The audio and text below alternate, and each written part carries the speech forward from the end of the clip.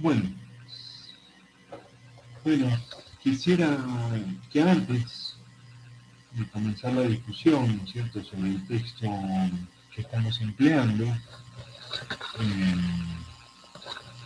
en la cátedra de Democracia y Ciudadanía, nosotros realicemos algunas aclaraciones para facilitar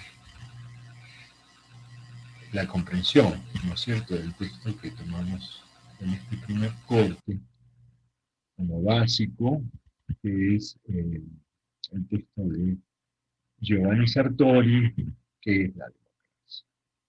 Una de las aclaraciones que podemos adelantar es que en realidad estos temas que se refieren a ciencia política entrañan lamentablemente siempre algún enfoque especial o algún toma de partido frente a los temas que se tratan.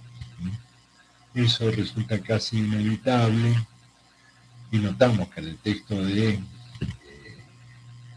Sartori, por la época que fue escrito, él suscribe a, a las tesis del liberalismo y ataca muy fuertemente lo que eran las antiguas que se llamaban democracias populares del este europeo, por el contexto histórico en que se da. Sin embargo, tomamos ese texto no porque sea importante, relevante, las opiniones que puede tener un catedrático, un profesor, eso es lo menos importante en la formación académica, sino los materiales que nos dan, que nos ofrecen, los diferentes puntos de vista que puede ofrecer para analizar las diferentes dimensiones y problemas que presenta ese empleo de la palabra democracia. Nosotros vamos a realizar una serie de clases magistrales en donde vamos a tratar de enriquecer, ¿no es cierto?, y de dar bases que nos puedan servir para comprender mejor de qué se trata, no solamente el texto de Sartori, sino en general los temas que vamos a tratar en esta cátedra, que tienen que ver, que es fundamental, es que tratemos de desarrollar una reflexión sobre cada uno de esos tópicos, de esos temas teóricos, tratar de profundizar en el análisis del régimen político en Colombia, qué avances se han registrado a nivel de propiamente de una estructura republicana de democracia o avances democráticos y cuáles no. O tal vez aquellos aspectos que han tomado un sentido negativo en algunos aspectos de la vida en nuestro país.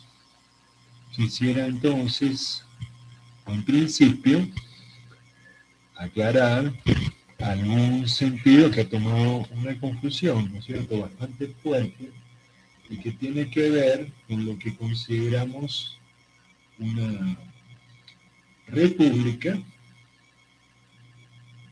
y lo que podemos considerar una democracia. Porque muchas veces, ¿no es cierto?, se confunden ambos términos y se señala con demasiada ligereza decir, no, que Atenas fue la cuna de la democracia. Bueno, vamos a poner en entredicho esa afirmación. Por cierto, el término democracia, empleamos, ¿no es cierto?, en español, en otras lenguas tiene su origen en el griego, kratos, que es poder, y demo, que es pueblo, poder del pueblo.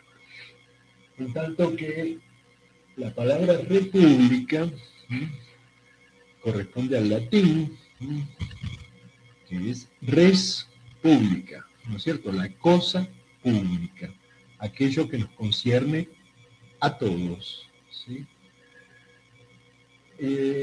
Para eso, el sentido de democracia, ¿no es cierto? Nos vamos a remontar a la política, es decir, el gobierno de la polis, de la ciudad-estado, en Aristóteles, que fue quien profundizó y definió con mayor precisión, ¿no es cierto?, su idea del gobierno de la polis, ¿no?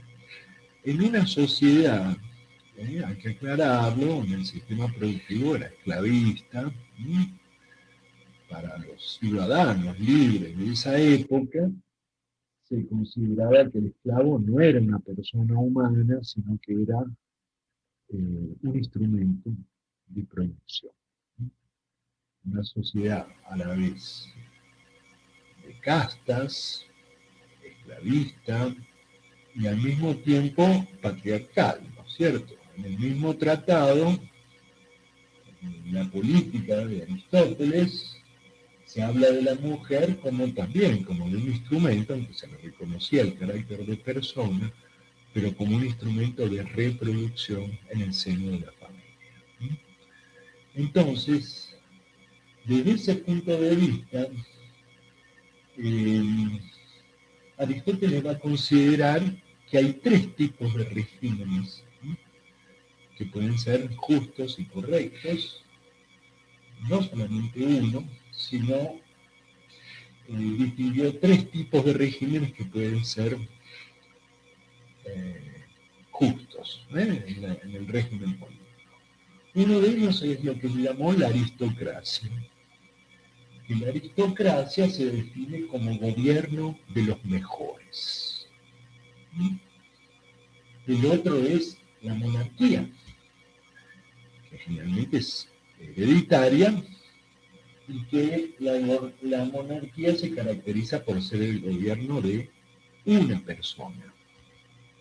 Y el tercero, aunque algunas traducciones no son realmente las más adecuadas, pero algunas traducciones lo traducen como democracia, pero en realidad eso es inexacto. La tercera forma de gobierno que reivindica es la república, y que la república constituye un régimen de algún tipo electoral, ¿sí?, y que es el gobierno de los más, de la mayoría. ¿Sí? Para él, cualquiera de estos tres tipos de régimen político puede ser justo, decíamos. ¿En qué medida pueden ser justos? En la medida que esa aristocracia puede adoptar leyes, medidas, decisiones que sean en beneficio de todos, el bien común. Entonces, si adoptan esas medidas, la aristocracia puede para él ser válida, ¿no? Él formaba parte de esa aristocracia, Aristóteles, también Platón lo recibe. Entonces iban a sostener ese tipo de gobierno de los mejores. Pero la aristocracia podía degenerar. ¿En qué medida iba a degenerar? Degeneraba si en lugar de tomar medidas de bien público que beneficiasen a toda la polis, a toda la sociedad, adoptaba medidas que solo beneficiasen a ese mismo grupo aristocrático, entonces se iba a transformar en un régimen de oligarquía. Entonces la oligarquía pasaba a ser una degeneración de un régimen, en principio, que podía ser justo y correcto. Él define la oligarquía, es el gobierno de los más ricos, independientemente de que sean una mayoría o una minoría. Solo que toman medidas, adoptan leyes, adoptan disposiciones que solo van a beneficiar a ellos y van a perjudicar a los demás. La monarquía es el gobierno de un monarca, un rey. Pero también sucede lo mismo. Puede ser válida la monarquía en la medida que el monarca adopta decisiones, toma leyes, toma disposiciones públicas que sean en beneficio del conjunto de la sociedad, que a todos los beneficia. Pero si no es así, si empieza a tomar medidas que solamente lo benefician a él, a su grupo, entonces se habla de una forma de degeneración del despotismo. El despotismo es una degeneración, para Aristóteles en esa época, de la monarquía. En tercer lugar, aparece la república. Y la república es el gobierno, como decíamos, de un proceso electoral. Votan, pero en la medida que esa mayoría gobernante adopta medidas que benefician a todos. Cuando no es así, y la mayoría es de gente pobre, y ganan el gobierno, y lo que pasan a hacer es tomar medidas solamente que le benefician a ellos, a los pobres, pero que destruyen las propiedades o las saquean, entonces se transforma, para Aristóteles, degenera en una democracia. El sentido de democracia era, para los autores de esa época, durante mucho tiempo, un sentido negativo. ¿Sí? La democracia la define, y es lo que lo distingue de la oligarquía, que es el gobierno de los pobres, independientemente de que sean una mayoría o una minoría. Entonces, ahí hay un primer componente, ¿sí?, de esta ambigüedad que a veces envuelve este tema, sobre todo que muchas veces el término de democracia, para representar a ciertas repúblicas, ha adquirido en nuestra era un sentido a veces propagandístico o ambiguo o que se presta a muchas confusiones. Sartori nos aclara que hay un término que se llama poliarquía, que sería mucho más justo hacer corresponde a Robert Davis, una obra de 1971, Poliarchy. Poliarquía en vez de hablar de democracia, que suena bastante discutible. Pero nosotros vamos a mostrar, ¿no es cierto?, que para acompañar el texto de algunas aclaraciones fundamentales.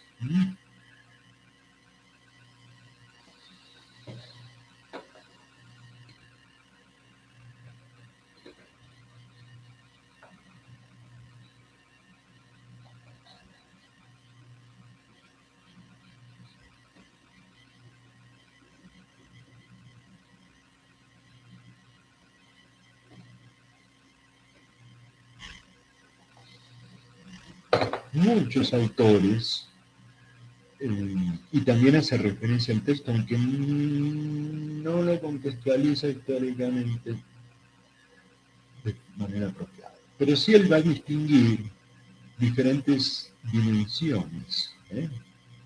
La democracia no aparece solamente como una dimensión política, aunque esa sea fundamental, sino que él va a hacer referencia a un enfoque social.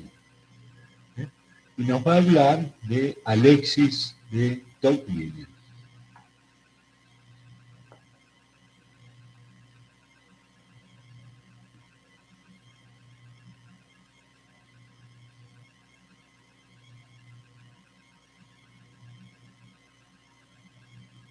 Alexis de Tocqueville fue un funcionario francés que vivió la época de la Revolución Francesa, no la época de la Revolución Francesa, sino la inmediatamente posterior, pero en 1789 se produjo la Revolución Francesa, pero él venía de una sociedad de castas sociales. ¿Qué diferencia hay entre casta y clase social? Que en las castas sociales, según el nacimiento, nuestro origen, no podemos cambiar de casta. Las castas o órdenes que se daban en el antiguo régimen, antes de la revolución, claro que la revolución en un principio abolió ese tratamiento, ¿sí? Y llamó a todos ciudadanos. Pero antes de la revolución lo que existía era órdenes o castas sociales, generalmente se reconocía la nobleza, ¿sí? Eran los herederos de los títulos de nobleza adquiridos desde la Edad Media, ¿sí? Eso pasaban de generación en generación, eran la nobleza de capa y espada, lo que se llamaba, ¿sí? Era formada en marqueses, según habían conquistado o defendido una marca, marqueses, duques, condes, todos los rangos eh, de nobleza que se iban a transmitir de una generación a la otra. Eso daba, bueno, una de las castas. El otro orden era el clero, que también era gran propietario territorial, los antiguos feudos, después pasaron a ser señoríos, y en sustancia eran personas muy ricas que no eran, eh, que no trabajaban, ¿no es cierto?, sino que disfrutaban de esos títulos, formaban las cortes del monarca, los marqueses, los duques, los condes, determinados grados de nobleza. Entonces eran las sociedades, una desigualdad terrible. Después lo que se llamaba el tercer estado, que eran la gente que no tenía título de nobleza, que tampoco pertenecía al clero, algunos enriquecieron, esa burguesía que se va formando, y otros permanecían, ¿no es cierto?, como personas del común, plebeyos, no tenían ningún rango social. Los notables, esa burguesía, había tomado un poder importante y había dirigido, ¿no es cierto?, de alguna manera, esa revolución que se produjo en 1700. Entonces, Alexis de Tocqueville pertenecía a eso, los rasgos de, de distinción social, ¿no es cierto? Antes de que todos estuviesen obligados a llamarse ciudadanos y ciudadanas, era terrible, ¿no es cierto? Por ejemplo, las calles eran muy angostas, no había desagües adecuados. Entonces, a menudo, si pasaba un noble, y las aceras eran muy estrechas, empinadas, entonces circulaban en medio de las calles todas las porquerías y todos los desechos que podía haber. Si pasaba un noble, él caminaba por arriba de la acera. Y todos los que fuesen plebeyos tenían que poner sus pies en el medio de toda la basura para dejar pasar a todos. Los casos eran terribles, hasta que se estableció la primera declaración de los derechos del ciudadano. Entonces, eso va a ser el antecedente fundamental de la Declaración Universal de los Derechos Humanos, ya producida después de la Segunda Guerra Mundial, 1948, ya por las Naciones Unidas.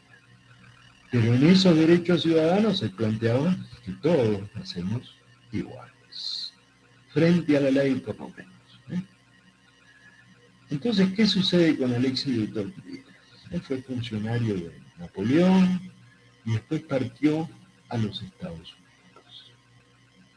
Entonces él va a encontrar que los Estados Unidos habían logrado su independencia unos años antes de la Revolución Francesa, 1776. Y habían hecho su constitución 1787, la constitución federal. Entonces, Alexis de Tocqueville, ¿con qué se encuentra en los Estados Unidos? Que no existían las mismas distinciones nobles, los miembros del clero, sino que encontró una sociedad, en principio, mucho más igualitaria. Entonces, él planteó y escribió un libro, que es en 1831, por ahí, que se llama La democracia en América. La democracia en América. Todos son, nadie se trata ni de Marqués ni de Duque, y nadie le cede el paso a otro, sino que la gente es más, es, tiene un estatus social, que ya por el simple hecho de ser miembro de esa sociedad merece el respeto de los otros, de los demás. Entonces, por eso se trata que esa dimensión social de la democracia va a aparecer como un... le va a asombrar a él, que nadie le rinde pleitesía porque dice de origen noble o que haya nacido en tal lugar o tal otro, sino que hay una igualdad mayor a nivel social, ¿no? ¿Y qué pensaba Alexis de Tocqueville de esa democracia política? ¿Eh? Que para lograr una verdadera democracia, que es un asunto de gobierno, no de Estado, porque en esa época el término democracia tenía un sentido peyorativo. Y ahora vamos a explicar por qué. Pero en ese momento, si hay poderes económicos fuertes, personas que son ricas, realmente se presentaba un gobierno democrático cuando no eran esos mismos ricos quienes ganaban el gobierno, sino que tenían que gobernar aquellos que fuesen pobres. ¿Para qué? Para que las medidas que adoptasen fuesen cada vez más proclives a facilitar una mayor igualdad social. Es decir, económica. Que se lograse, que se adoptasen leyes, medidas, todo, que la sociedad fuese cada vez más igualitaria. Alexis de Tocqueville tenía esa presunción, ¿no es cierto? Que no había que dejar que los mismos poderes económicos gobernasen políticamente, porque si no las medidas que iban a adoptar iban a ir en un contrasentido de que la sociedad fuese cada vez más igualitaria. Eh, entonces, ese sentido de democracia social va a ser profundizado. Pero sin embargo, van a tener limitaciones. Decíamos que en Estados Unidos, en general, en todo el mundo del siglo XIX, no se hablaba mucho de democracia, se tenía como una especie de desprecio.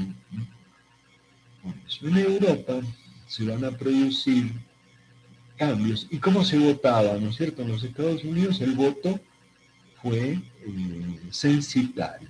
El censitario quiere decir que votaban solamente eh, los propietarios, aquellos que tenían haciendas, propiedades, y en la mayor parte de los estados, blancos. Propietarios negros solamente en algunos estados del norte. ¿Sí? Podían votar. Pero entonces sufragaba una minoría de personas. No votaba todo el mundo. Los cambios principales se van a dar en Europa desde mediados del siglo XIX, una serie de revoluciones obreras en 1848, la Comuna de París, 1870. Como resultado de ello va a aparecer una como bandera reivindicativa, el voto, el reclamo por el voto universal. Se van a formar los grandes sindicatos, las tradiciones inglesas, que van a ser la base posteriormente del Partido Laborista.